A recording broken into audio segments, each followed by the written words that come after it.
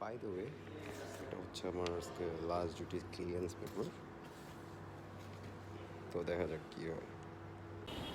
এই প্রপার্টিতে জব কইরা মনে হয় আমার সৌভাগ্য না দুর্ভাগ্য হচ্ছে আমার জানার মতে। কারণ এই প্রপার্টি থেকে আমার অনেক কিছু পেয়েছি, দিয়েছে, ঠিক আছে? যাওয়ার সময় যদি আমার একটা সামান্য একটা ছোট একটা কাগজ, সেই যে কাগজটা যদি না দেয়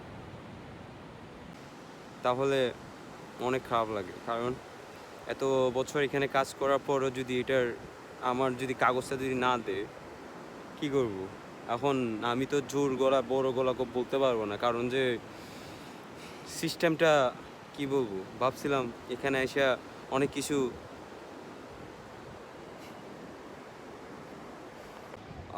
তাই বলে কি আমি কি নিন্দা জানাবো? না, এখানকার সিস্টেমটা হচ্ছে এরকমই করে ফেলছে, আর কিছু করার নাই।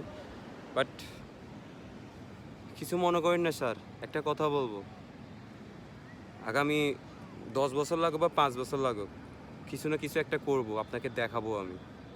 এটা হচ্ছে আপনাকে চ্যালেঞ্জ করলাম আমি, আর কিছু করার নেই। কারণ আপনি আমার যে অবস্থা, অন্য অন্য ফলাফেনদেরকে ক্লিয়ারেন্স পেপার খুললে আপনারা খুঁজে দিয়ে দিন। এখন আমি খুঁজতে গেছি বিধা আমি রিজেন দেওয়ার পর 1 মাস সময় দেওয়ার পর আপনি আমাকে রিজেন আমার ক্লিয়ারেন্সটা দিলেন না। তাক এই হোটেলটাই যে আমাদের এইচওডি লেভেলের স্যার আছে, খুব বিশেষ করে মনে হয় আমার উপর মনে খুব দেখায়, মনে আদিবাসী বিদায় আমাদের করলো বিদায়, এই জন্য। হাই স্যার, বুঝলেন না আপনি আমি কি এতই খারাপ হয়ে গেছি গা জব ছাড়ছে বিদায়?